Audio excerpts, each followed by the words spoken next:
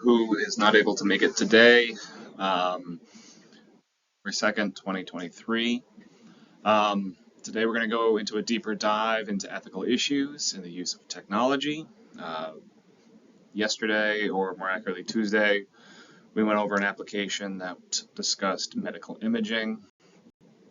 We're going to go into a broader subject that is more of a hot topic today. So, engineers in the fulfillment of their professional duties shall hold paramount the safety, health, and welfare of the public, perform services only in areas of their competence, issue public statements only in an objective and truthful manner, act for each employer or client as faithful agents or trustees, avoid deceptive acts, conduct themselves honorably, responsibly, ethically, and lawfully so as to enhance the honor, reputation, and usefulness of the profession.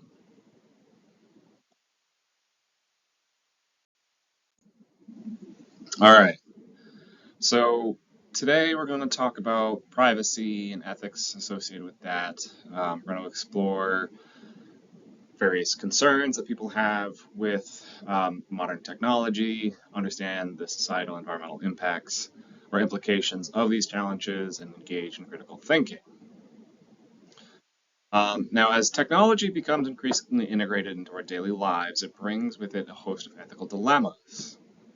From concerns about privacy and surveillance to environmental waste, specifically e-waste, it's crucial for us to understand and navigate these issues responsibly.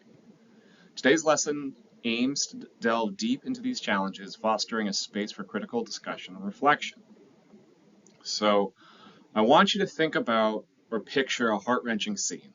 A parent and a child are torn apart. Those enforcing separation argue it's for the child's betterment, promising a brighter future. Even the parent, though devastated, sees some merit in this reasoning. For whatever reason, they believe that this child is going to be better cared for with this other person. Yet, the very people orchestrating the separation possess the resources and capabilities to support the parent, but choose abandonment post-separation. That is to say, once the child's separated and they have custody, they abandon the parent. Now, as technology advancements surge forward, our resources and methods will undoubtedly expand and refine. But does this progression guarantee ethical applications? So, to make things easier, I'm going to do a funny comparison. So, consider the story of Star Wars. Anakin Skywalker is wrenched from his mother, Shmi. The Jedi Order, with its vast resources, could support Shmi, but refrain from doing so. Their interest in Anakin was largely utilitarian. He was a tool. He was able to ensure that Amidala was safe, and he was able to fulfill the Jedi prophecy. Their concerns for his well-being were superficial at best, though. Really, he was just a means to an end for them. By comparison, the Emperor, even though he's openly using Anakin, or more accurately Darth Vader, as a means to an end, he's open about it. He's candid about what he's doing with Vader. Now, in another sci-fi application, Star Trek, there's this thing called the Prime Directive, and it's a recurring theme. But is this directive a beacon of ethics, or is it merely a convenient excuse? While it's understandable that they wouldn't want to reshape entire civilizations, offering refuge to the oppressed seems pretty morally imperative. Now, what are some common ethical issues with technology? So the big one is privacy concerns. You probably could get a whole degree in just talking about digital privacy. Then there's the digital divide. There's a lot of people who have no access to technology. There's the impact on society. What does this technology actually do to us? Is it good? Is it bad? And then there's the environmental impact, which frequently people just kind of forget that the environment exists, and whatever you do has a good chance of affecting it, especially when you do it in industrial volumes. So one thing that we're going to talk about digital privacy real quick is, so my wife and I spoke to our son for a while one day about birds. We had no interest in getting a bird, but my in-laws have two parakeets named Kiwi and Buddy. Teddy was asking a bunch of questions like, what do they eat? What do they do for fun? He just had a lot of questions about these two birds, Kiwi and Buddy. Um, and we, it was a go nowhere conversation, but we talked to him about birds for a while. As soon as that conversation was over and I started playing with my phone, I started seeing ads for birdseed. And I was quite confused because, again, yeah, I was talking to my son about birds and what birds eat, but I at no point Googled what do birds eat. And I found out that the Alexa was listening to us later. It had transcribed our entire conversation about birds. And now Amazon thought my wife and I were in the business of buying a bird, which just wasn't the case. But we were getting all these targeted advertisements for things you would need if you were getting a new bird, like a new cage, equipment, stuff like that. So is this ethical? Is it ethical for you to be listened to all the time? If you think for a minute your phone isn't listening to you now, you're insane. But is this ethical? Or have you agreed to it implicitly by taking the phone?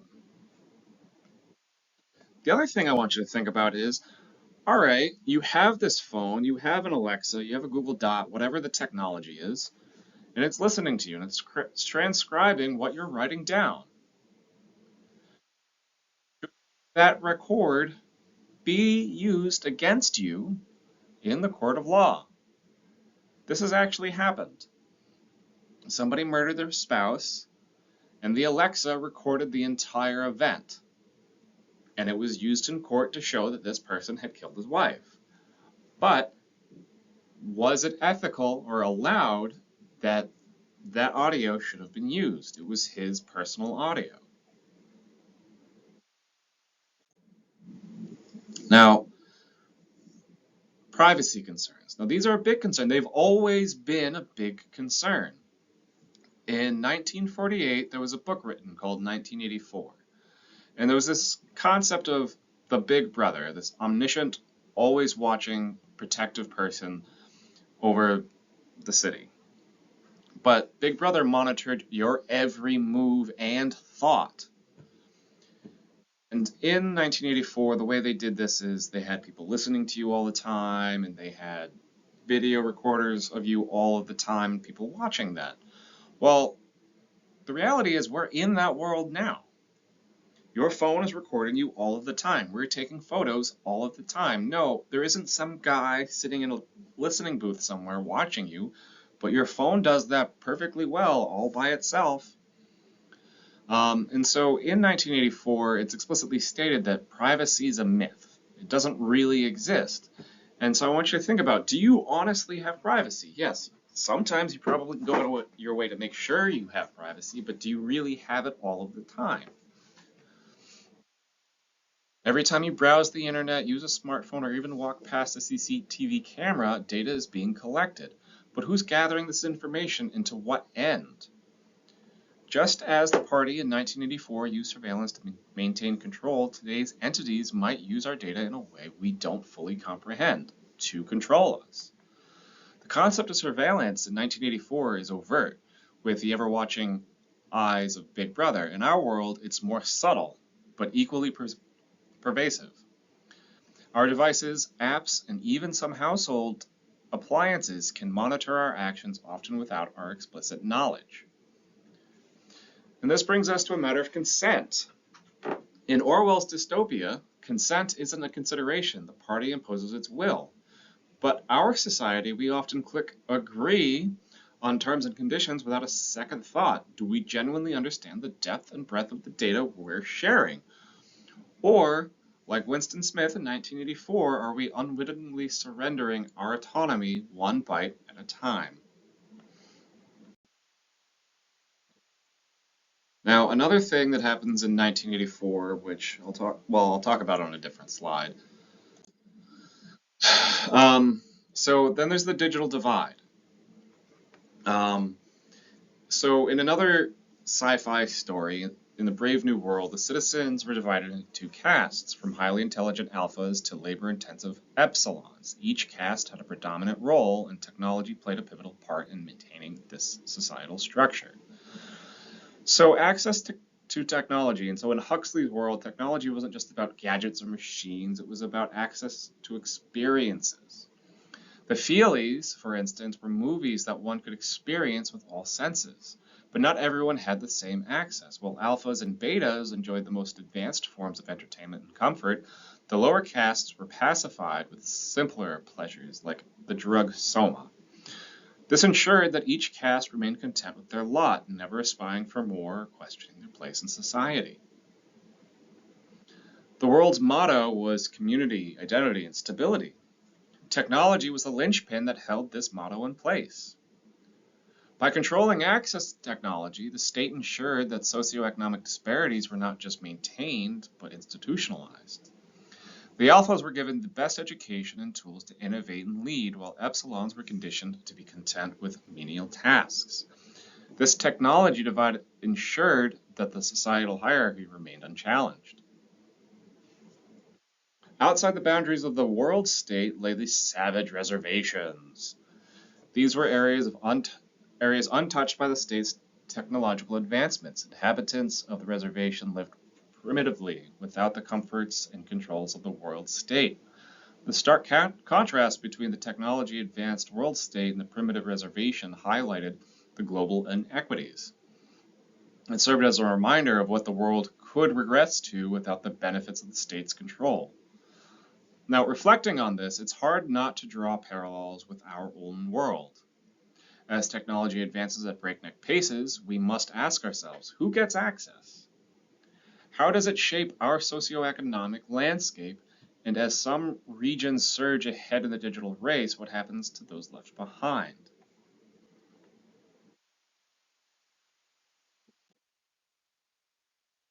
All right, so the next is society impacts. So, in the Terminator, Skynet, an AI system, becomes self-aware and sees humanity as a threat, leading to a future where machines wage war against their creators. While this idea of robots leading an uprising might seem far-fetched, the underlying concern is real. As automation and AI become more sophisticated, there's a growing anxiety about machines replacing human jobs. Will we reach a point where our own creations render us obsolete in the workforce? Then there's the social interactions. The Matrix presented a world where humans are imprisoned in a simulated reality, their minds trapped while their bodies are used as energy sources. This grim scenario made me ponder our current relationship with technology. With the rise of virtual realities and social media platforms, are we slowly drifting away from genuine human interactions? Are we, in a way, getting ensnared in our own versions of the Matrix, preferring digital interactions over real-world connections? The last is mental health. Both movies touched on the psychological impacts of the world dominated by machines. In The Terminator, the survivors grapple with the trauma of a post-apocalyptic world. In The Matrix, those freed from simulation struggle with the harsh truths of reality. Drawing a parallel to today, one has to wonder, how is our constant connectivity, our incessant need to be online, affecting our mental well-being? Are we equipped to handle the blurring lines between reality and digital realm? As the debate wound down, a friend remarked, these movies aren't just entertainment, they're cautionary tales.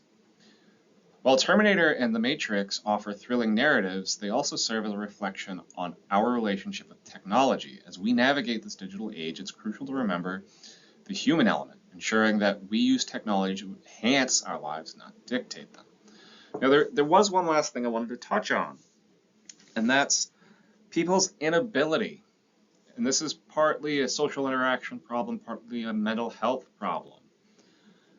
People are having a hard time distinguishing between reality that they see on the TV, online, and the reality that actually exists. I want you to think about how many people you know will watch something on TV or see a video online on YouTube, and instead of sitting and thinking critically about what they just saw, they honestly believe that what they just saw is the truth. People are getting really brave. They call it screen bravery. It's kind of like liquid courage, where You can say and do whatever you want behind your computer because you have no repercussions for it. You have to remember, people will believe you with whatever you say or do if you write it down, because for whatever reason, that's the gate for some people for it being the truth. Now, the next is environmental impacts. Surprisingly, this is a big issue, especially with electronics. Now, if you haven't seen the film series Mad Max, it's a dystopian tale set in a post-apocalyptic world where society has collapsed, resources are scarce, and survival is the only goal. Desolate landscapes and relentless battles for fuel in the movies serve as a stark reminder of the potential consequences of our current trajectory, especially when it comes to technology and sustainability. In the world of Mad Max, remnants of the old world are scattered across the wasteland. Rusted vehicles, dilapidated structures, and discarded machinery. It's eerily reminiscent of the growing graveyards of electronic waste we see today. As we continually upgrade to the latest device, our old gadgets often end up in landfills, leaching harmful chemicals into the soil and water. If left unchecked, our world could soon resemble the barren landscape of Max's world, where the sins of the past haunt the present. The central theme of Mad Max revolves around this desperate quest for fuel, a dwindling resource in their world. It's a chilling reflection on our insatiable appetite for energy. Our modern devices, while sleek and efficient, still draw power from grids that largely rely on non-renewable sources. If we don't transition to sustainable energy solutions, we might find ourselves, like the characters in Mad Max, fighting over the last drops of fuel. In the harsh world of Mad Max, there's little regard for sustainability. It's a world of take, use, and discard. As I watched the characters navigate their hostile environments, I could help but wonder, are today's tech companies doing enough to prevent such a future? Are they designing products with longevity in mind, reducing waste, and using sustainable materials? The Mad Max series, while a work of fiction, offers a window into potential future where neglect of sustainability has dire consequences.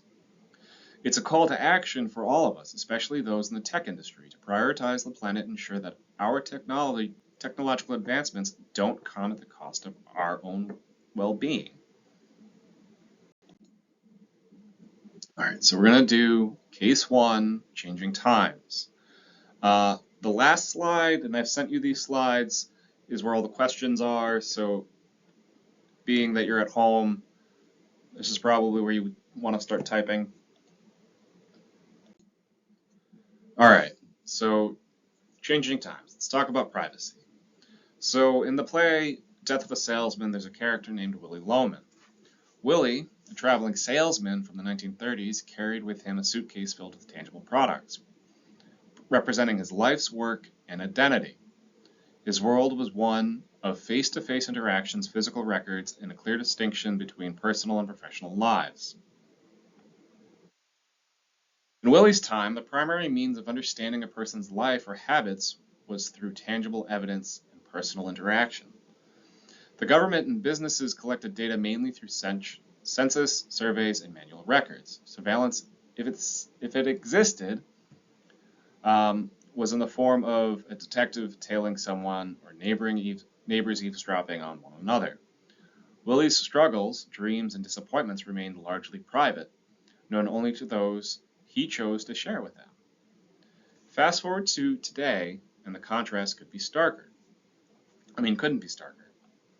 Unlike Willy's suitcase, which contained physical products, our modern suitcases are digital, filled with bytes of data that paint a comprehensive picture of our lives.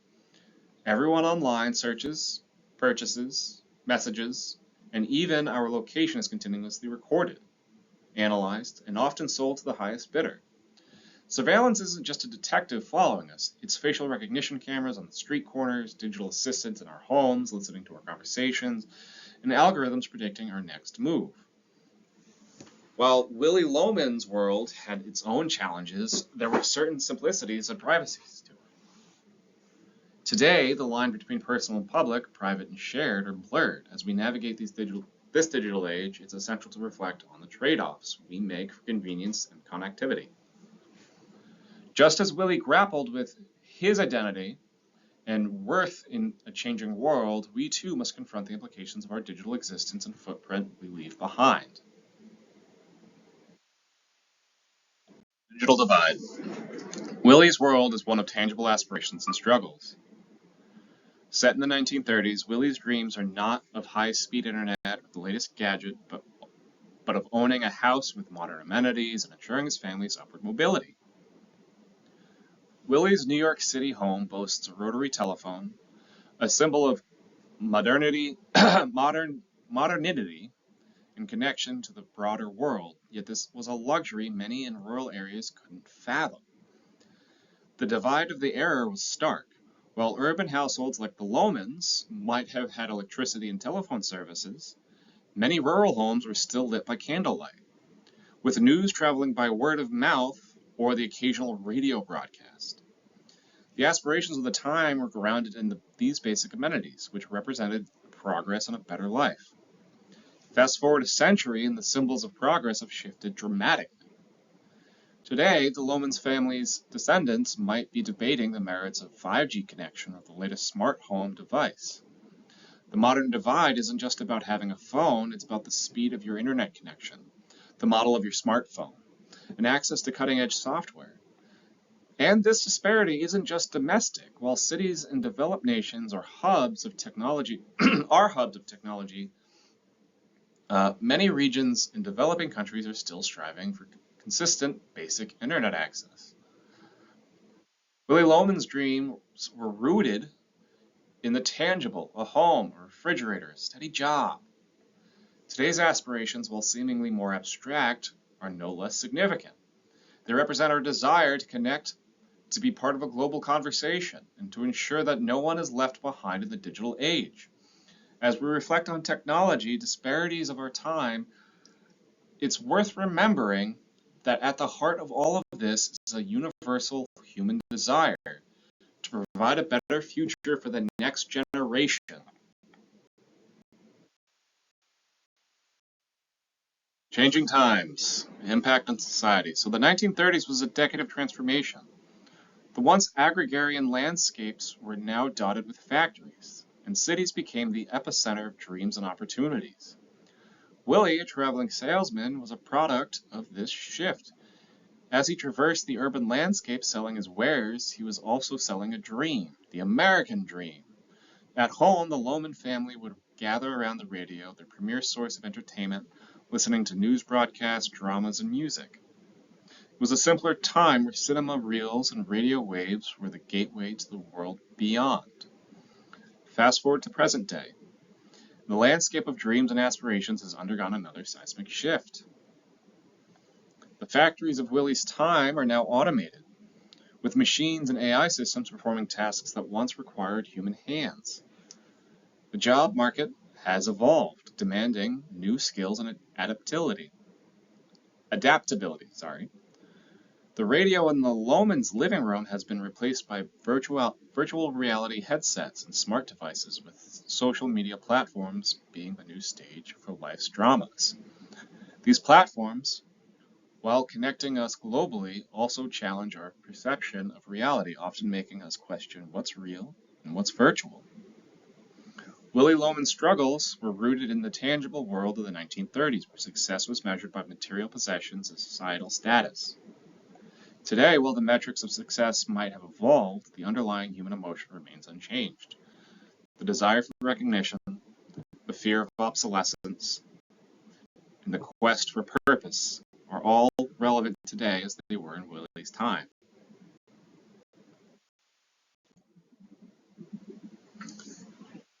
Changing times, environmental impact.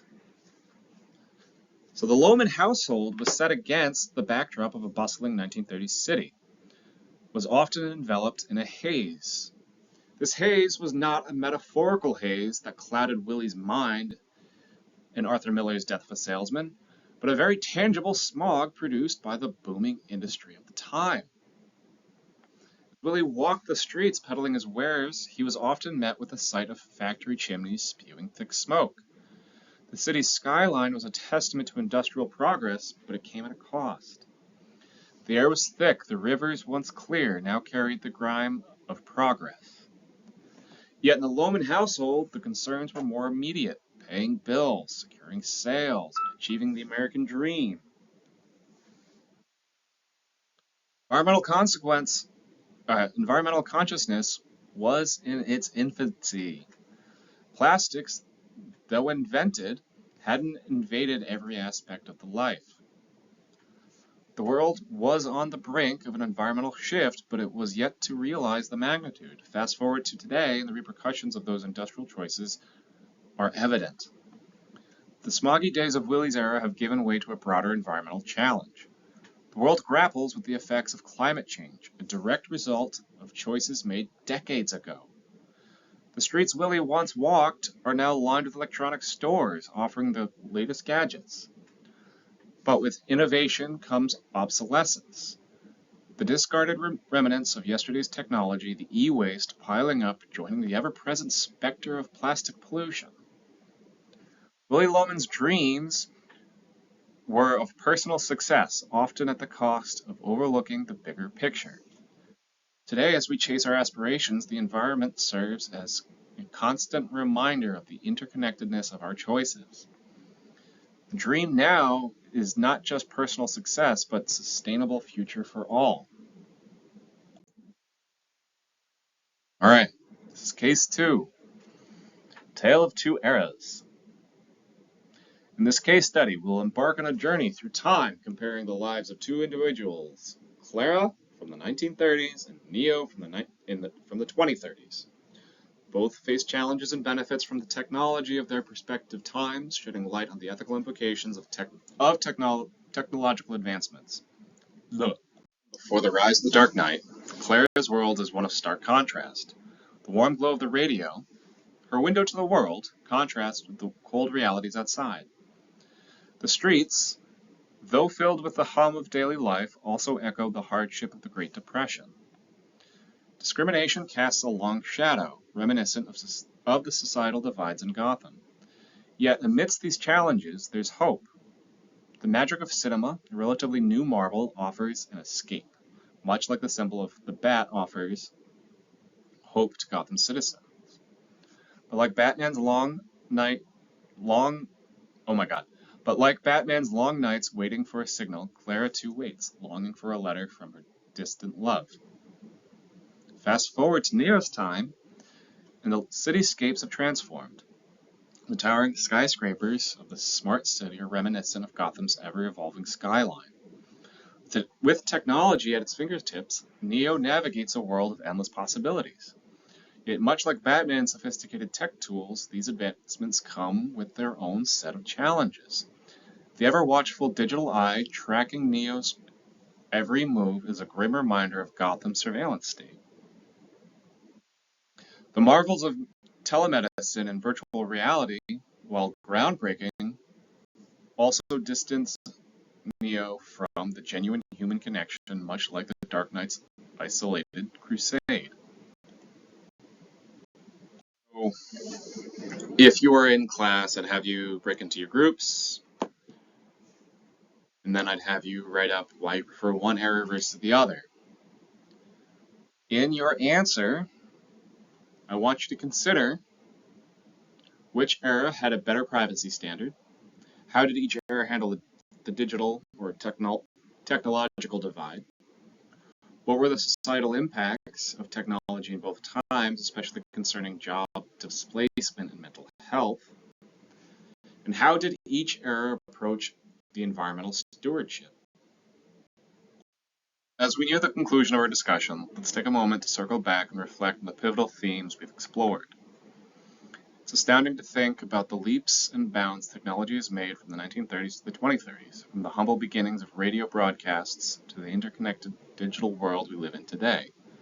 Technology has become an inseparable part of our lives. It's reshaped how we communicate, work, and even how we perceive the world around us. But as the saying goes, with great power comes great responsibility. The rapid pace of technological advancements hasn't come without its ethical quandaries. As innovators and consumers, we're constantly faced with questions about privacy, equity, and the broader societal implications of our digital tools.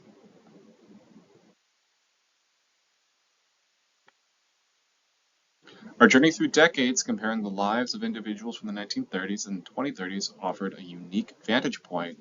It highlighted that while the nature of the challenges might change, the essence of ethical dilemmas remains consistent across eras.